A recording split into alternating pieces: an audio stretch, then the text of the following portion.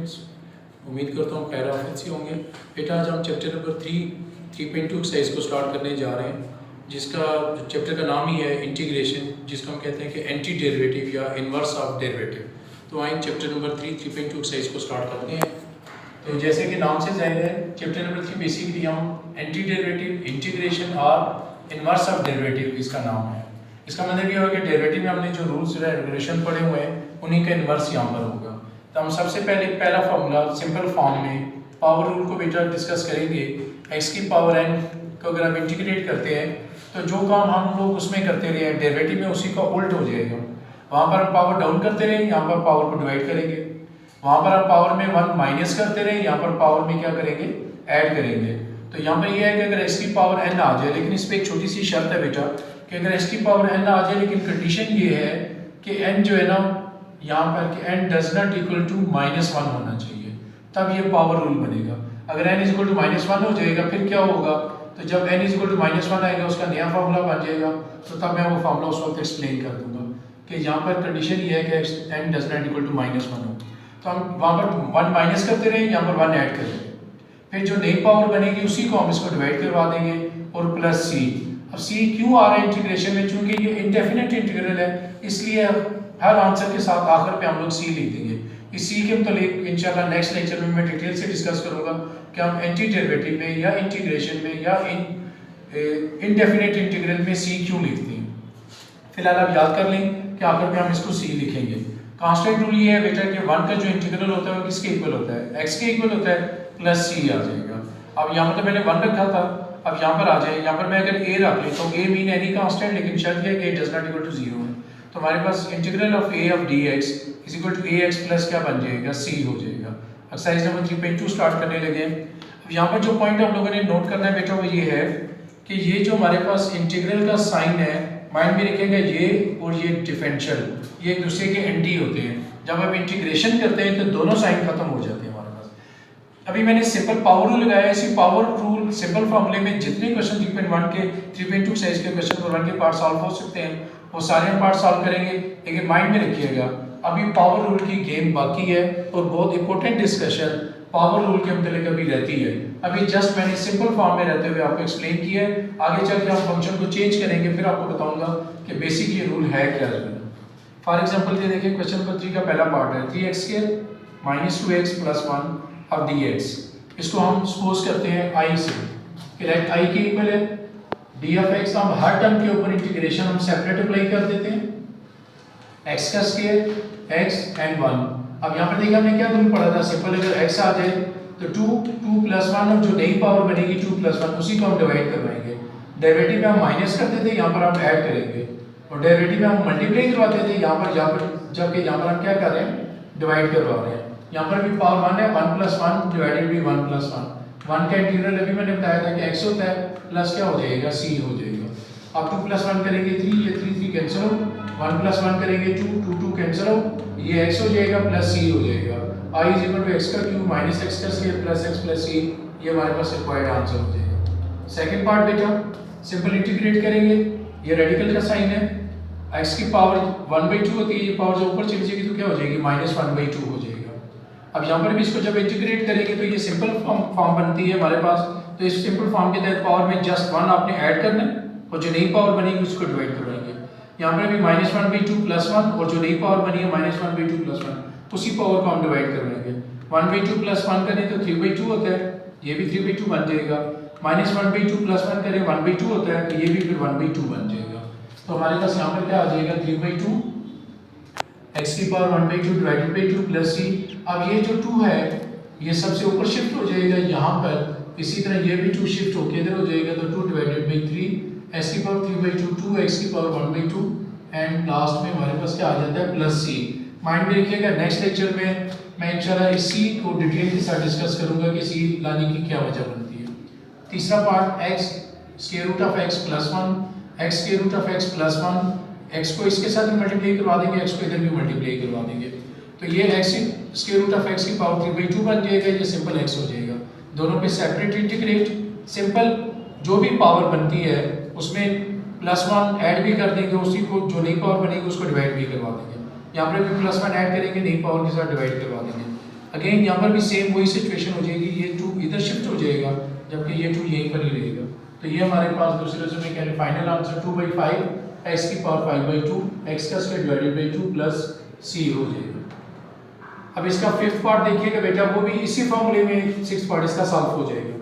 सबसे पहले हम a प्लस बी का होल स्क्वायर ओपन करेंगे, a का square plus 2ab plus b का स्क्वायर, यहाँ से क्या होगा, ये स्क्वायर रूट इससे कैंसिल आउट हो जाएगा, dx इसके साथ भी अप्लाई हो जाएगा, dx इधर भी अप्लाई हो जाएगा, dx और इंटीग्रेशन इधर भी अप्लाई हो जाएगा। यहाँ पर अगेन पावर कुछ भी नहीं है तो इसका मतलब है 1 है, 1 प्लस 1 नई पावर को डिवाइड 1/2 प्लस 1 1/2 प्लस 1 डिवाइड भी हो जाएगा, और 1 का इंटीग्रल क्या होता है x, इसको ऐड कर देंगे आंसर 2 हो जाएगा, इसको ऐड करेंगे तो आंसर 3/2, तो पावर में भी 3/2। अब सेम वही कंडीशन, सबसे नीचे वाली वैल्यू सबसे ऊपर शिफ्ट हो जाती है, x के डिवाइडेड बाई 2, 2 2 से क्या हो जाएगा 4x की power 3/2 plus x plus c हो जाएगा। ये हमारे पास इसका आंसर है। अब आ जाए इसके सेवंथ पार्ट के ऊपर, तो सेवंथ पार्ट में भी क्या हो जाएगा 3x plus 2 divided by square root of x, x and square root x लेता कर देंगे and 2 square root of x। अब ये जो वैल्यू है हमारे पास x divided by square root of x, देखिए अगर t divided by under root t is equal to under root t, तो आप उसको लिख सकते हैं is equal to under root t। इसी रूल के तहत ये जो लिखा हुआ है आपके पास x की power x divided by under root x, इसको मैं यूं लिख सकता हूं। अब इंटीग्रेशन इस पे भी और इस पे भी हम सेपरेट अप्लाई कर देते हैं, तो ये स्क्वायर रूट को 1/2 लिखा जा सकता है, पावर ऊपर चली जाएगी तो क्या हो जाएगी -1/2, इसकी पावर में भी 1 ऐड करके डिवाइड कर देंगे, इसकी पावर में भी 1 ऐड करके उसी को डिवाइड करवा देंगे, प्लस c, जहां पर माइंड में लिखेंगे इंटीग्रेशन का सिंबल खत्म हो जाएगा, आखिर में हम प्लस c लिख देंगे, 1/2 प्लस 1 करेंगे तो आंसर 3 और 3/2 हो जाएगा। माइंड में लिखेगा ये 3 और ये 3 आपस में कैंसिल आउट हो जाएंगे, जबकि ये 2 इधर शिफ्ट हो जाएगा, 2 s की पावर 3/2 और ये 2 जब इसके साथ मल्टीप्लाई हो जाएगा तो क्या हो जाएगा 4, और यही हमारे पास फाइनल आंसर इसका है। उम्मीद 3/2 साइज का क्वेश्चन नंबर 2 का पहला पार्ट है बेटा, ये हमें क्वेश्चन दे दिया कि हमने इसको लेट i से इसको लिख लिया, let i is equal to 1/* square root of x plus a plus square root of x plus b d of x। तो बेटा इसको इंटीग्रेट करने से पहले हमें पहले इसको रेशनलाइज करना पड़ेगा इसके कंजुगेट के साथ, तो डिनोमिनेटर में दो वैल्यूज के दरमियान में अगर प्लस आ जाए तो हम माइनस के साथ उसको डिवाइड एंड मल्टीप्लाई करवाते हैं, ये वैल्यू 1 के साथ मल्टीप्लाई होकर एज इट इज आ जाएगी a plus b into a minus b, जो कि a square minus b square बन जाएगा, और यहाँ पर क्या होगा बेटा हमारे पास ये स्क्वायर रूट इससे कैंसिल आउट, ये स्क्वायर रूट इससे कैंसिल आउट हो जाएगा, और यहाँ पर ये एज इट इज, और माइनस के बाद जब भी वैल्यूज 2 या 2 से ज्यादा हो हमेशा उसको पहले ब्रैकेट में लिखें, अगले स्टेप में ब्रैकेट को ओपन कर दें तो plus x minus x cancel out हो जाएगा, a माइनस b आ जाएगा। माइंड में लिखेगा ये a और माइनस b कांस्टेंट है, इसलिए हम यहाँ पर a माइनस b को इधर इंटीग्रेशन से बाहर ले जाएंगे, इसको भी और इसको भी हम फिर सेपरेटली इंटीग्रेट कर देंगे। यहाँ पर जो इंपॉर्टेंट बात है वो ये है बेटा कि फंक्शन और उसका डेरिवेटिव मौजूद है, फंक्शन और उसका डेरिवेटिव मौजूद है, तो इसलिए हम यहाँ पर पावर लगा देंगे कि पावर में 1 ऐड कर देंगे, फिर जो पावर बनेगी उसी को डिवाइड करवा देंगे, पावर में 1 ऐड कर देंगे, जो पावर बनेगी उसी को डिवाइड करवा देंगे, 1/2 प्लस 1 3/2 होता है, यहाँ पर भी 3/2, अब यहाँ पे 3/2 जब बेटा हम कॉमन लेंगे तो 2/3 a माइनस b x की power 3/2 minus x plus b की पावर क्या हो जाएगा 3/2 हो जाएगा। अब आते हैं पावर रूल, जो कल पिछली बात मैंने आपको बताई थी, जैसे कि पावर रूल मैंने आपको हाफ बताया, पूरी बात पावर रूल की यहाँ पर है कि अगर हमारे पास एक फंक्शन हो जो कि fx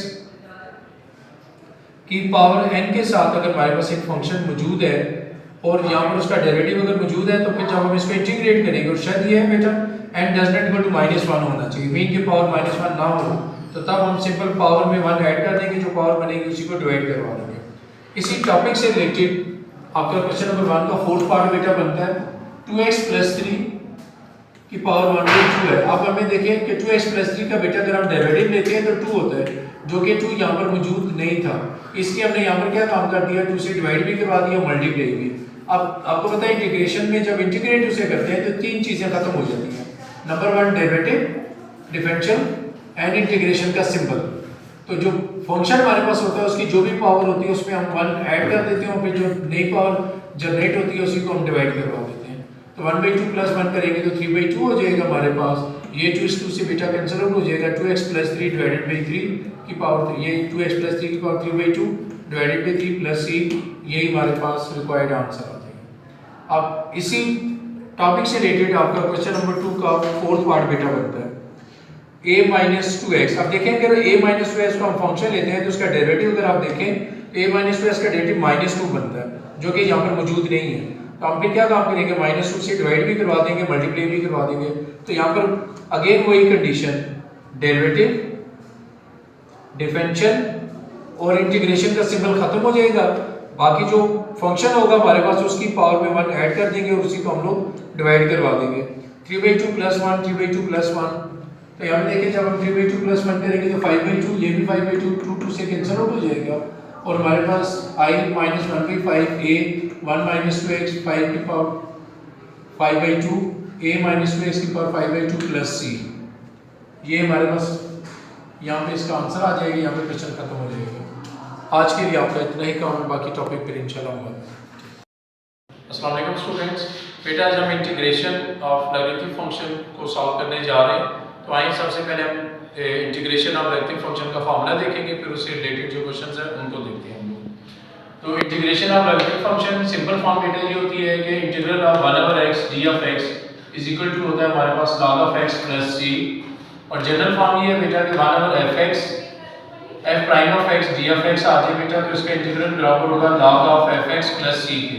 और यहाँ पर ये बात आपको बताता चलूं कि यहाँ पर इस फंक्शन की पावर अगर यहाँ पर रेसिप्रोकल डिनोमिनेटर में 1 होगी तो तब ये log of fx + c बन जाएगा। 1 के अलावा कोई भी पावर हुई डिनोमिनेटर के अंदर या नोमिनेटर में n की जगह -1 आ जाता है हमारे पास तो ये log बन जाएगा, अदरवाइज इसमें पावर रूल अप्लाई हो जाएगा। 3.2 साइज का क्वेश्चन नंबर 1 का फोर्थ पार्ट बेटा इसी टॉपिक से रिलेटेड है। अब फोर्थ पार्ट को बेटा अगर देखें, square root of x minus 1 over square root of x whole square, पहले हम a माइनस b का होल स्क्वायर ओपन करेंगे जो कि a का स्क्वायर प्लस b का स्क्वायर माइनस 2ab। तो ये स्क्वायर रूट इससे कैंसिल आउट हो जाएगा बेटा, ये स्क्वायर रूट भी इससे कैंसिल आउट हो जाएगा तो x plus 1 over x minus 2 into d of x हो जाएगा। तो अब यहाँ पर हम क्या काम करेंगे, x का इंटीग्रल लेना लेंगे 1 ओवर x का लेना और 1 का लेना। इसमें तो बेटा पावर रूल अप्लाई हो जाएगा क्योंकि यहाँ पर पावर कुछ भी नहीं है तो इसका मतलब पावर 1 होती है। तो यहाँ पर अगर आप देखें तो सिर्फ इस हिस्से में हमारे पास लॉगरिथमिक फंक्शन जनरेट हो रहा है तो ये हमारे पास आ जाएगा log of x। बाकी 1 का इंटीग्रल x में 1 का इंटीग्रल x होता है -2x + c, सिंपलीफाई करेंगे यही हमारे पास आंसर आ जाएगा। अब इस फंक्शन को भी क्वेश्चन को देखिएगा, ax² + 2bx + c है, यहाँ पे ये फंक्शन है, ये ऊपर डेरिवेटिव है लेकिन इनकम्प्लीट फॉर्म में है क्योंकि ax² का डेरिवेटिव तो 2ax आता है जो कि x मौजूद है, 2 मौजूद नहीं है। 2bx का डेरिवेटिव ले तो 2b बनता है जो कि b मौजूद है, 2 मौजूद नहीं है, c कांस्टेंट है, उसका डेरिवेटिव 0 हो जाएगा। हम क्या करेंगे 1/2 को डिवाइड भी करवा देंगे, मल्टीप्लाई तो ये कंप्लीट डेरिवेटिव फॉर्म हो जाएगी। तो ये डेरिवेटिव इधर आ जाएगा, ये फंक्शन है, फंक्शन की पावर 1 डिनोमिनेटर में फंक्शन की पावर अगर 1 आ जाए हमारे पास तो फिर हम बेटा हमें पता है अभी हमने फॉर्मूला देखा था कि ये log बन जाता है क्योंकि ये f of x ये f प्राइम ऑफ x हो जाएगा 1/2 log of ax² + 2bx + c + c of prime. अब जरा वापस हम आते हैं बेटा फार्मूला की तरफ। इस फार्मूले को थोड़ा सा रिवाइज करवा दूं क्योंकि मैंने आगे ट्रिग्नोमेट्रिक फंक्शन आपसे डिस्कस करना है। f prime of x d of x को अगर हम बेटा इंटीग्रेट करते हैं तो ये phi of x + c के इक्वल होता है। मींस के ये फंक्शन वापस लौटा देता है लेकिन फंक्शन की वो टर्म जिसमें वेरिएबल इन्वॉल्व होता है वो कांस्टेंट नहीं लौटाता, इस वजह से हम +c लिख देते हैं, इसमें ये आर्बिट्रेरी कांस्टेंट होगा। अब आ जाए नेक्स्ट टॉपिक है हमारे पास इंटीग्रेशन ऑफ ट्रिग्नोमेट्रिक फंक्शन।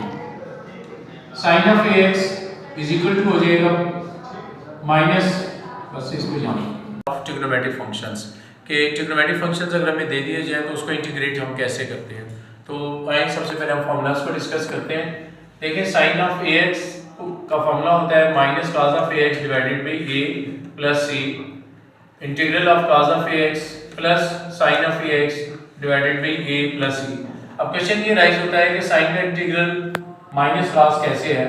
उसकी रीजन ये बेटा कि जब हम ये देखते हैं कि डेरिवेटिव हम ये देखते हैं कि इंटीग्रेशन को हम एंटी डेरिवेटिव का भी नाम देते हैं। इसका मतलब ये हुआ कि हम जो फार्मूलाज डेरिवेटिव में पढ़ रहे होते हैं उनका एंटी होता है।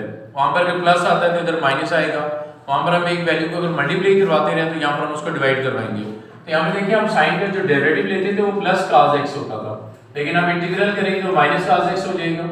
वहाँ पर हम एंगल का डेरिवेटिव मल्टीप्लाई करवाते थे डेरिवेटिव में, जबकि इंटीग्रेशन में एंगल का डेरिवेटिव डिवाइड करवाएंगे।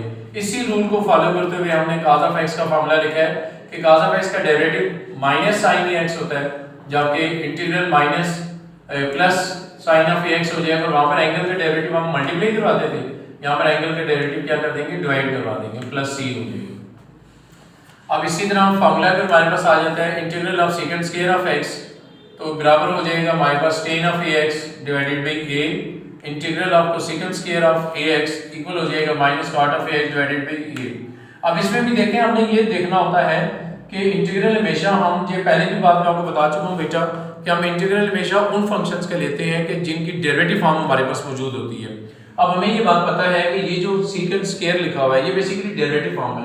किसकी डेरिवेटिव फॉर्म है, टेन की। इसका मतलब ये होगा कि जब मैं इसको इंटीग्रेट करूंगा तो इसका आंसर टेन की फॉर्म में आ जाएगा। कोसेकेंट स्क्वायर ऑफ एक्स भी डेरिवेटिव फॉर्म में मौजूद है, जिसको मैं इंटीग्रेट करूंगा तो इसका फंक्शन हमारे पास यहाँ पर आ जाएगा। मींस कि cosecant square a of x का इंटीग्रल इक्वल हो जाएगा minus cot of a x divided by a plus C. और सी की बात मैं आपको पहले भी एक्सप्लेन कर चुका हूँ, इंशाल्लाह नेक्स्ट किसी एक अधिक वीडियो में मैं इस सी की बात को दोबारा भी एक्सप्लेन कर दूंगा। अब नोट, आपने जो यहाँ पर बेटा बात नोट करनी है वो ये है, आपके पास 6 ट्रिग्नोमेट्रिक फंक्शन है, sine, cos, tan, cot, secant and cosecant. हमें अब सीकेंट एंड कोसेकेंट के बारे में तो बात पता चल गई है कि अगर स्केल की फॉर्म में आ जाए तो इनके इंटीग्रल तो ये बनेंगे। अब हमने नोट करना है कि साइन और कॉस अगर स्केल की फॉर्म में आ जाए बेटा तो इनका डायरेक्ट हम इंटीग्रल नहीं ले पाएंगे।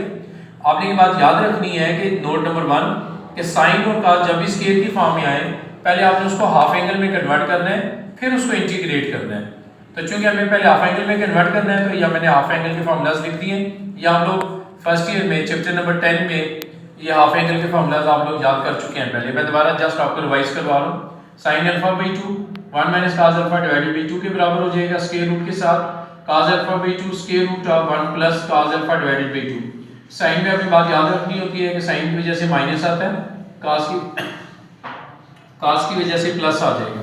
जबकि टेन अल्फा बाई 2 आपको पता है sine alpha over cos alpha के बराबर होता है, जो कि sine theta over cos theta 1 minus cos alpha over 1 plus cos alpha. ये आपने साइन स्क्वायर और कॉस स्क्वायर में ये बात बेटा खास तौर पे याद रखनी है। अब नोट नंबर 2 है कि 4 फार्मूलाज को हम लोग डिस्कस कर चुके हैं स्क्वायर की फॉर्म में आए। टेन और कॉट अगर स्क्वायर की फॉर्म में आएंगे तो तब आपने याद रखना है कि टेन और कॉट इनका अगर स्क्वायर की फॉर्म में आ जाए बेटा तो इनका डायरेक्ट इंटीग्रल हम नहीं निकाल सकते, हमें पहले इसको स्क्वायर आइडेंटिटीज में कन्वर्ट करना पड़ेगा। तो इसका मतलब ये होगा कि पहले हम स्क्वायर आइडेंटिटीज का फार्मूला लिख लेते हैं ताकि आगे पुट करना आसान हो जाए। टेन स्क्वायर थीटा इक्वल हो जाएगा second square theta -1, cos square theta equal हो जाएगा कोसेकंड स्क्वायर थीटा -1। अच्छा, क्वेश्चन ये राइज होता है कि साइन स्क्वायर और कॉस स्क्वायर अगर स्क्वायर की फॉर्म में आ जाए, टेन स्क्वायर और कॉट स्क्वायर की फॉर्म में आ जाए तो हम उनका डायरेक्ट इंटीग्रल क्यों नहीं ले पाते? उसकी वजह ये है कि अभी तक हमने कोई ऐसा फार्मूला नहीं पढ़ा डायरेक्ट डेरिवेटिव का कि जिसको डिफरेंशिएट करें तो उसका आंसर साइन स्क्वायर आ जाए, डिफरेंशिएट करें तो कॉस स्क्वायर आ जाए, डिफरेंशिएट करें तो टेन स्क्वायर आ जाए, डिफरेंशिएट करें तो कॉट स्क्वायर आ जाए। हमें स्क्वायर की फॉर्म में सिर्फ 2 के डेरिवेटिव पता है, एक सेकंड स्क्वायर और कोसेकंड स्क्वायर के टेन का डेरिवेटिव लें तो सेकंड स्क्वायर होता है, कॉट का डेरिवेटिव लें तो कोसेकंड स्क्वायर होता है, माइनस कोसेकंड स्क्वायर होता है। इस वजह से इनके इंटीग्रल तो मौजूद है लेकिन इनके इंटीग्रल मौजूद नहीं होंगे, इसलिए हमें पहले इनको हाफ एंगल में और इनको स्क्वायर आइडेंटिटीज में कन्वर्ट करना पड़ेगा। अब इससे रिलेटेड 3.2 एक्सरसाइज क्वेश्चन नंबर 2 का 14 पार्ट है बेटा। Integral of tan square x आ गया हमारे पास। तो अब हमें ये बात पता है कि ये डेरिवेटिव फॉर्म नहीं है, मींस कि हमें डायरेक्ट इसका डेरिवेटिव नहीं पता कि कोई फंक्शन ऐसा नहीं था जिसका हमने डेरिवेटिव लिया हो तो उसका डेरिवेटिव हमारे पास टेन स्क्वायर की फॉर्म में आ गया। सिंपल फंक्शन की बात कर रहा हूं। तो इसका मतलब ये है कि हम अब इसको आसान बनाने के लिए इसको पहले स्क्वायर आइडेंटिटीज में कन्वर्ट करेंगे। तो टेन स्क्वायर थीटा, अब ये बात जानते हैं, अभी मैंने फार्मूला लिख के भी दिया था। टेन स्क्वायर थीटा बेटा ये बराबर होता है हमारे पास सेकंड स्क्वायर थीटा -1 के। तो सेकंड स्क्वायर का इंटीग्रल लैदा कर देंगे, 1 का इंटीग्रल लैदा, सेकंड स्क्वायर का इंटीग्रल होता है tan x, 1 का इंटीग्रल किसके बराबर होता है? x के बराबर होता है। तो ये हमारे पास दूसरे लफ्जों में कह रहे हैं कि tan स्क्वायर ऑफ x का आंसर आ जाएगा। सिमिलरली इसका 13 पार्ट है बेटा, cos 2x -1 1 plus cos 2x, अगर मैं माइनस कॉमन ले लूं तो 1 minus cos 2x divided by 1 plus cos 2x। हम ये बात जानते हैं कि tan अल्फा भी 2 बराबर होता है 1 minus cos alpha divided by 1 plus cos alpha. अगर देखें बात ये बेटा कि अगर मैं दोनों तरफ स्क्वायर कर दूं, इस मींस कि अगर मैं यहां से स्क्वायर कर दूं तो ये स्क्वायर रूट यहां से खत्म हो जाएगा। इसका मतलब ये होगा कि tan square alpha by 2 1 minus cos alpha और 1 plus cos अल्फा के बराबर हो जाएगा। तो इसकी जगह मैं लिख सकता हूं tan स्क्वायर x। वजह क्या है, जो एंगल यहां पर होता है उसको 2 से मल्टीप्लाई करवाएंगे ये वाला एंगल जनरेट होता है। इसका मतलब ये है कि अगर ये x है तो ये 2x हो जाएगा, या ये 2x है तो ये x हो जाएगा। टेन अगेन टेन स्क्वायर के फॉर्म में आ गया तो उसको स्क्वायर डेरिवेटिव्स में कन्वर्ट कर दिया। Second square x minus 1 minus से मल्टीप्लाई करवा देंगे तो minus second square x minus into minus क्या हो जाएगा प्लस 1 1 का इंटीग्रल x सेकंड स्क्वायर का इंटीग्रल tan x और ये बेटा हमारे पास इसका फाइनल आंसर आ जाएगा। अब आ जाए 1 माइनस इसका 7th part 1 minus cos 2x d of x। देखिए अब आपके पास फार्मूला होता है हाफ एंगल का, साइन हाफ एंगल का, sine alpha by 2 square root of 1 minus cos alpha divided by 2। अब यहां पर पॉइंट नोट करें कि इसके नीचे डिवाइजर में 2 नहीं है, तो इसका मतलब ये होगा कि इस फार्मूले को मैं एडजस्ट करना चाहूं तो यहां से मैं इस 2 को उड़ा देता हूं। अब अगर ये 2 यहां से खत्म हो जाएगा तो ये बात कब ठीक होगी, जब ये 2 इधर आके मल्टीप्लाई हो जाएगा। तो अब अगर हम 2 को इधर मल्टीप्लाई करवा दें इसका मतलब ये होगा 1 माइनस cos 2x को जब हम हाफ एंगल में कन्वर्ट करेंगे लेफ्ट हैंड साइड वाली फॉर्म में square root 2 sin of x square root integral से बाई शिफ्ट हो जाएगा और sin x का इंटीग्रल हमें पता है किसके बराबर होता है माइनस cos x। तो ये इसका हमारे पास आंसर आ जाएगा। बहुत आसानी के साथ हमने इसको इंटीग्रेट कर दिया। अब यहाँ पे देखिए sin स्क्वायर की फॉर्म में आ गया। अभी हमने ये बात सीखी है sin और cos स्क्वायर की फॉर्म में है तो हम हाफ एंगल में कन्वर्ट करते हैं। अब अगर यहाँ पे देखिए अगर मैं क्योंकि ये स्क्वायर की फॉर्म में है अगर मैं यहाँ पर स्क्वायर कर दूं तो इसका मतलब ये होगा कि ये फिर स्क्वायर रूट खत्म हो जाएगा यहाँ पर स्क्वायरिंग ऑन बोथ साइड्स। तो जो एंगल यहाँ पर इसको 2 से मल्टीप्लाई करवाएंगे ये वाला एंगल बन जाता है। x को 2 से मल्टीप्लाई करवाएंगे 2x हो जाएगा। 1 minus cos 2x divided by 2 1/2 by shift हो जाएगा। 1 का इंटीग्रल लेदा कर देंगे cos of 2x को इंटीग्रेट लेदा कर देंगे। 1 का इंटीग्रल क्या इंटीग्रेशन करेंगे उसकी तो x आ जाएगा। cos of 2x को इंटीग्रेट करेंगे तो sin 2x divided by angle का डेरिवेटिव। cos का माइंड में रखिएगा इंटीग्रल प्लस sin x होता है। ये माइनस ये वाला माइनस है, इस वाला माइनस नहीं है क्योंकि इसमें आते ही प्लस है। तो ये 1/2 को x से मल्टीप्लाई करवा देंगे 1/2 को इसे भी मल्टीप्लाई करवा देंगे तो ये हमारे पास बेटा फाइनल आंसर आ जाएगा। उम्मीद करता हूँ बेटा साइन cos tan cot जो स्क्वायर की फॉर्म में आपको नई टेक्निक बताई है वो आपको समझ में आई होगी। अल्लाह ताला आपको और हम सबको ज़मान में रखे, अपनी दुआ में याद रखिएगा। अल्लाह हाफिज़।